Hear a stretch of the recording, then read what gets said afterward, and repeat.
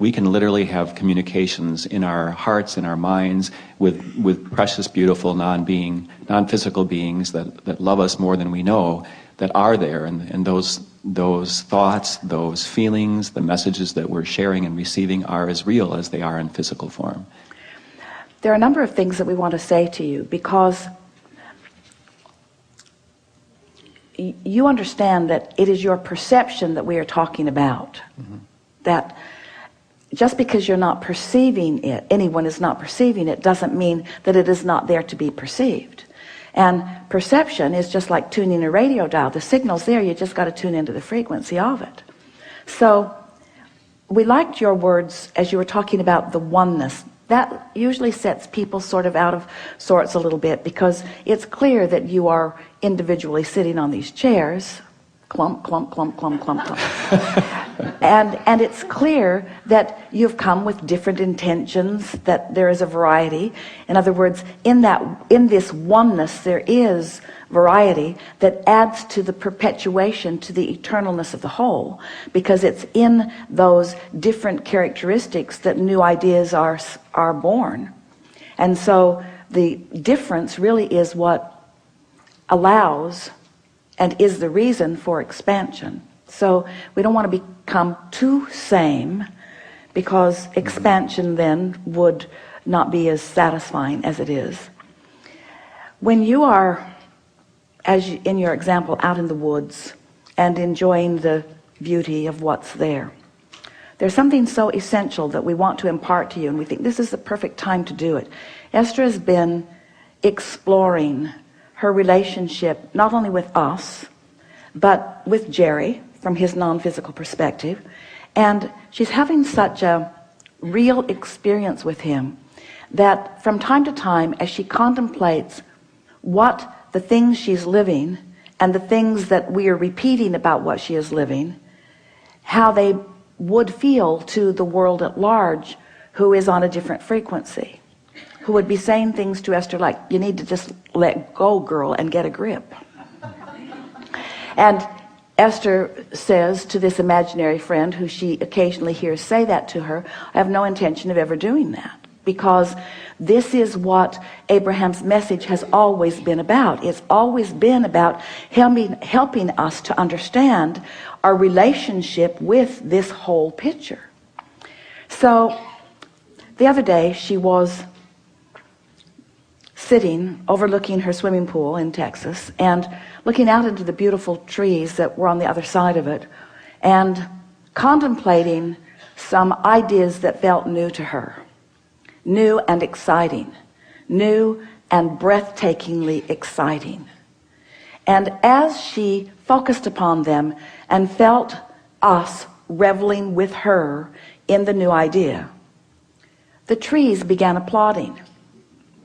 Now what that means in literal terms is they're a bunch of critters that Esther doesn't even know what they're called, who rub their legs together and make a racket, and there must be 1 million of them because of the volume that they produce.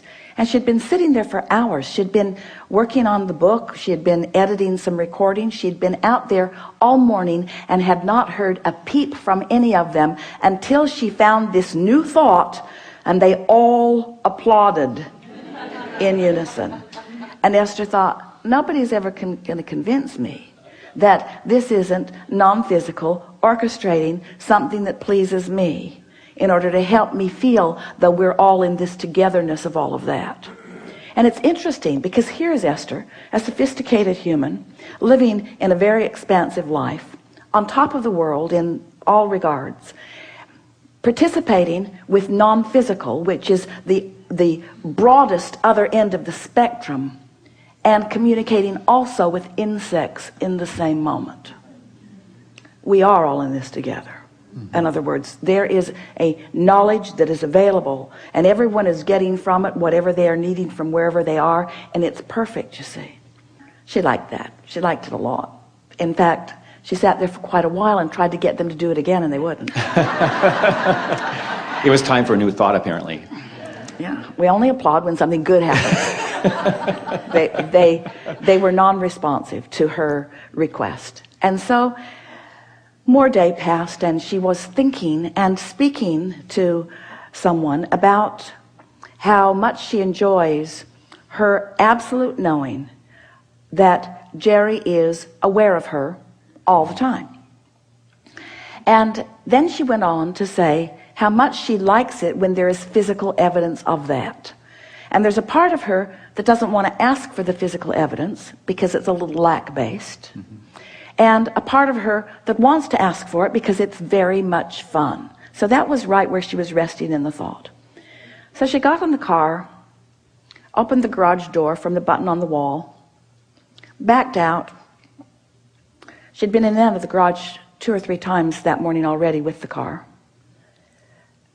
Backed out, pushed the button on her visor to make the garage door go down, and it went down partway and went back up, like it does if something's blocking the sensor. She said, "Jerry, get out of the way." "I know it's you." Pushed it again. It went down a little bit, went back up. So she got out, sort of waved her blouse in the airway. "Get in the car and come with me," she says. She's playing with him because she knows he's wherever she is. But she knew for sure that he was standing there with his energy and that it was keeping the garage door from closing. Now, Esther knows that much of the world would just think she's nuts, but there's no reason for the door to open and close and then open and not close. In other words, there was nothing obstructing it other than energy that she had asked for. So it was a sort of, do any of you see auras? Do you see the energy around Esther here? Can you see Jerry? Can feel. Can you? If you can't, it's because you're unworthy beings. No.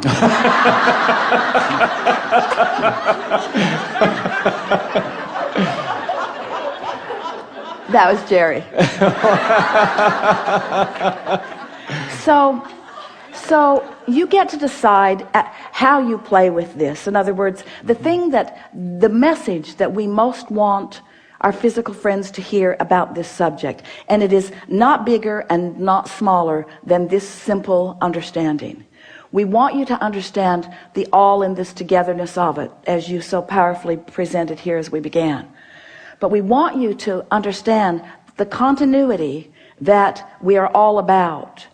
You have a certain continuity that you understand as you are born into this physical body and then you leave and someone else comes. In other words, there are these generations that come and you pass your knowledge, your beliefs, your expectation. You provide a basis for the next generation. You leave infrastructures. You leave buildings. In other words, each generation that shows up doesn't have to start all over in figuring out how to get water and food to the masses. In other words, you have that continuity.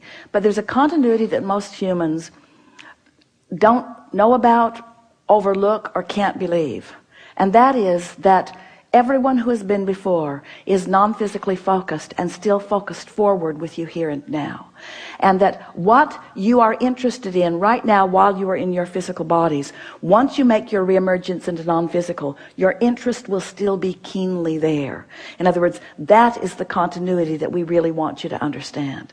And so if you have interest in someone or something, in some movement, in some music, in some literature, in something, if you have interest in some person who has been in physical form, you have access not to who they were when they were in their physical body, because they have reemerged and left all resistance behind, but you have access to their current interest in the world in which you are living. And while their current interest is often tied to what their interest was then, because the masters who have walked your planet have always found a way to tap into that. And so in many regards, we're living the fullness of who they are while they were in their physical bodies. It's while you're still thinking about them. It's why you are still thinking about them. But you have access not only to what they had concluded at the time of their physical departure, you have access to what they now know as a result. And this is the most important thing. When you find vibrational frequency that matches that, you have access to their thoughts. And when you come to the awareness of what they're thinking, it's like tapping into that mastermind.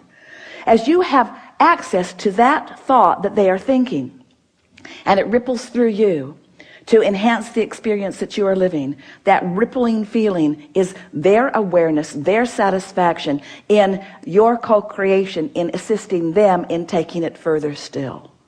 It isn't that we need you in order for us to think, but when our thoughts, ours and yours, are focused into this physical environment that has this potential of manifesting, this potential of demonstration, actualization, realization, manifestation, that is the leading edge of thought. We don't want you to ever let go of the knowing that when you create here in this physical form, that it is the leading edge, the most expanded edge of creation, and we're all in on it. You're not here alone.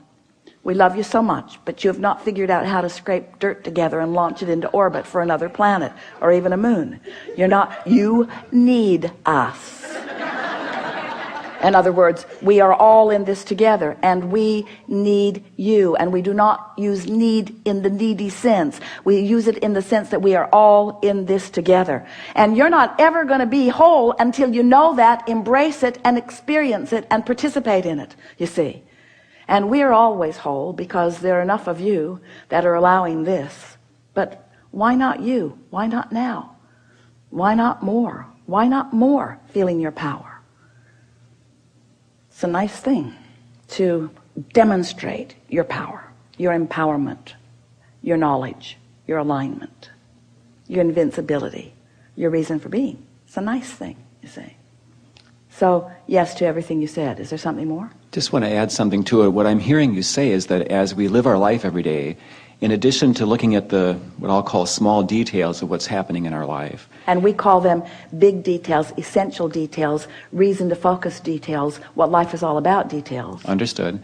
At the same time, though, we can step back and almost observe our lives, and at the same time connect with our non-physical friends, our higher self, and you can, but as soon as you step back and tap in to who we are, you get focused right back into the fullness of who you are, because that's where we want to look. Agreed, and yet it helps us raise our perspective from sometimes being a victim to empowering us to, oh, that's right, I get to choose in this moment. Well, you're right. You got to step back, and you got to feel good in order to, because when you feel a victim, you haven't stepped back, you don't feel good, and you're not part of us. In other words, you can step in to what we know about you, or you can step away from what we know about you, and the way you feel is your indicator of which you've done. Agreed, and thank you. One more thing we want to say, and that is that sometimes, in fact, often, usually mostly, the human vantage point it's changing. In my human form, I'm here to prove something to something greater than me. And we say there isn't anything greater than you. But you can pinch yourself off from your greatness, and then that's when you say that stuff. But when you understand that you're not proving anything to anyone because no one's testing you or challenging you, and you relax in to the fullness of who you are by trying to get on that high-flying disc until you get there and owning it, it isn't until that feeling of invincibility and that feeling of empowerment and that feeling of steady love and that feeling of upliftment is yours that you can really, we know you're getting it conceptually. Well, you've practiced this for 30 or 60 days and you're really going to understand it. The difference between the word clarity and the word confusion, you understand. But the difference between the feeling of clarity and the feeling of confusion is, oh, so worth demonstrating to yourself, you see. And you haven't been clear until you have infinite intelligence focused with you moment by moment. That's clarity, you see. And anything less than that is just screwy. Yeah, really good. Thank you. Yeah.